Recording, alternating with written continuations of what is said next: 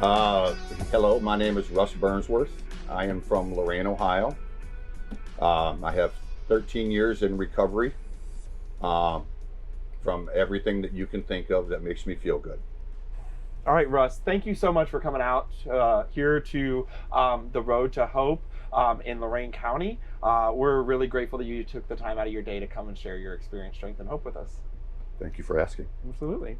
So let's start at the beginning. Can you share a little bit about your childhood, your family life, if there was any trauma, abuse, anything like that? My childhood was wonderful. Um, my dad was a Ford worker, retired from Ford. Um, Hard worker, could fix anything. My mom was amazing. Um, I was an only child. They did share with me later on in life that they tried to have more children to give me brothers and sisters. But I think God knew what I was getting ready to put them through, so He didn't want to do that to them. So I was an only child. I had a wonderful childhood. Um, had everything a kid could want. Um, Always had everything I needed. But somewhere along the line, we get that idea planted in our head that we know everything, and to anyone in recovery, they know what comes after that. Right? So, can you tell me about your first use? What was it like, and what did it do for you?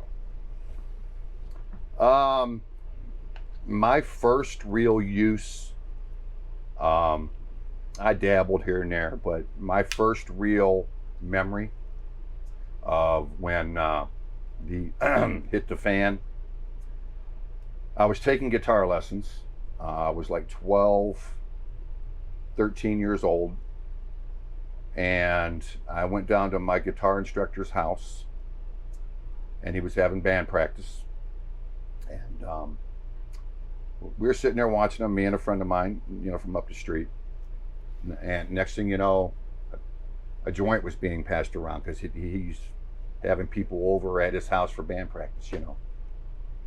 And I didn't just hit the joint, I kept hitting it and kept hitting it, and I was like 12, 13 years old. Then a bottle of blackberry brandy came along, and I didn't just take a sip, I started guzzling. Next thing you know, I was blackout drunk. I was falling in Black River. I walked into a tree. I was a mess, and I didn't get a you-know-what whipping. I didn't get yelled at. My dad back then, he asked me, he said, "How do you feel?" And I said, "I feel like, He says, "Good." And part of me, and we hear this in the rooms, part of me said, "Man, I can't wait to do that again." Can you share a funny or tragic story that really highlights your life? There are 100 funnies. There are 1,000 tragics. Obviously, I had fun considering I'm 60 years old, partying as long as I did, or we wouldn't do it over and over. But I kind of want to lean towards considering that I'm sitting here and I'm talking to you, to tragic. My last arrest, it was 2006, and I had a lot of a particular substance in me. Let's just say it's white, okay? And I was drinking all day. I had the house with the white picket fence. I had a new lady in my life that I was dragging through the mud, and she was at the end of her rope, and a lot of people can relate to this. We meet somebody new, we think that we have found magic, but because of our addiction and our alcoholism, we turn into monsters. I got goosebumps. And we make them turn against us, and then we get mad at them. So long story short, I met her in 97. Now it's 2006, and she's done. Told her I was going to a meeting. She said, "Yeah, sure you are." We have that preconceived notion. We already know. I didn't know which way was up, which way was down. I was a train wreck.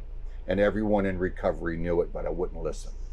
So I go out, I don't go to a meeting. I go get the side dishes. I'm drinking. I go get more people. Anyways, long story short, they're in my truck. I've been arrested probably 20, 30 times in my life. There I am at 3 o'clock in the morning getting pulled over again in downtown area. It's like a scene out of Lethal Weapon. Lights come on. I stagger out of my truck. I can't even stand up. I'm drunk. I'm blacked out, drunk. I'm trying to drive. I've got this side dish all over me. They're telling me to get back in my truck. I'm giving them the Hollywood salute, and you can do the math. And I'm saying the words with it. I am a belligerent, you know what. Guns are drawn. Mr. Burnsworth, get back in your vehicle. Hollywood salute. Backup comes. Mr. Burnsworth, get back in your vehicle. They come up, they said, what's that on your face? I proceed to tell them. I put my hands out. You can see the goosebumps from here. The handcuffs went on, and that was my last arrest, and I won't forget it.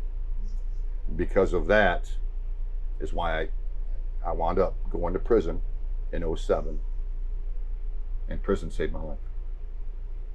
You know, when you are using and drinking the way that this knucklehead does, like I told you outside, we're not supposed to be here. So I could tell you funny story after funny story about blacking out at parties or doing something stupid or go on and on and on. But for me to be sitting here or to be in recovery later tonight, hopefully with one of my sponsees, I wouldn't be here if it wasn't for that event in 2006, which ultimately put me in prison. And it humbled me, man. It really brought me to my knees. When I fell to my knees in prison, I'm here to tell you, it was the first time that it came from here and not here. All those years, all them I'm sorry's to you, parents, kids, employers, I meant it. But it was lip service. My cry for help this day came from here. And I believe that's when God said, now you're ready. I had nothing. My job was gone. My woman was gone. My house was gone. Job before it out the window. I had my record collection, my guitars, and my clothes in trash bags. I'm going places. But man, something happened to me that day. What I tell everybody is this. Angels didn't sing. Lightning didn't come through the prison. But something happened on the inside of me. And it just, he was working on me, man. And when I got out of prison, I had nothing. I had to move back into my mom and dad's house in my high school bedroom. But I wanted two things. I wanted God, and I wanted recovery. It saved my life. So during your use, how was your mental, physical, and spiritual health? My spiritual health was almost non-existent for a long time. It's not that I don't believe or didn't believe. I was raised in a home with God. But when we're living that way, what's the most important thing in our life? My mental health, well, that's questionable, you know, when you're living that way. So it affects every asset of your life. Employers, friends, family, but we don't realize that. Because what do we think of 24/7?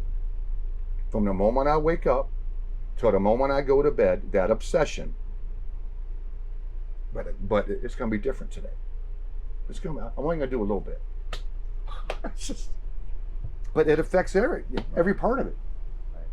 I'm just glad today that I finally realized that. So 13 years later, what does your recovery look like? more than I ever dreamed. I have my children back. I got to make living amends to my mom and dad before they passed away. And I'm in a sober relationship with someone in recovery. First faithful relationship I've ever had in my life. Because I cheated on every woman I was ever with. You think that's got something to do with God and recovery? Maybe. So, what dreams do you have for your future? Dreams for the future? Oh, I'd get all kinds of creative. Per our conversation out here. I've been at Ford 34 years. I'm 60 years old. My wife's going to retire in a few years. If my health holds out, and I'm able to go another contract or two and retire at the same time she does, and if it's the Lord's will, and I keep doing what I'm doing, I would like to be in recovery somehow, some way. Whatever that is, I hope that's what the future holds for me. My days of wanting to be a rock star have long since passed. I'm going to be your local player. So, to keep it simple, that's what I hope. That I keep doing what I'm doing. Stay plugged in. Those are 3 words that anybody who comes to me, hey man, will you be my sponsor? Will you take me through the steps? And then we start working together. Stay plugged in. Because this is what's going to happen if you don't. And if I can stay plugged in, stay on this road to recovery, the road of recovery, then I can have that. Russ, I want to thank you so much for taking the time out of your busy schedule to join us and share some inspiration and hope for those who need to hear it most. Your story is going to help to spread awareness, humanize addiction, end stigma, and inspire hope one story at a time. Thank you for having me. Thank you.